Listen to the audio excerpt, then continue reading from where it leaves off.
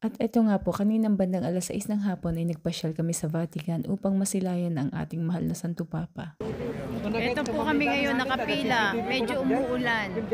Medyo maluwag pa kanina at hindi pa siksikan. At may mga itinalaga silang mga pulis para magbantay sa mga x-ray machines. Medyo mahigpit bago makapasok pero okay lang din para sa kapakanan din naman ng lahat. Simbang, simbang, simbang.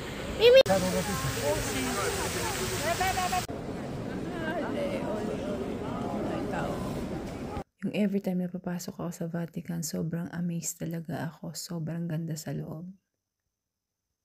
Medyo mahaba na ang pila sa loob pero baliwala to. Tayo pa ba naman andito lang tayo sa Roma, sila nga kung saan saang panig ng mundo pa nagmula para makita lang at masilip ang ating mahal na Santo Papa. Ang sarap sa pakiramdam kahit sa huling sandali nakita ko siya at nasilayan.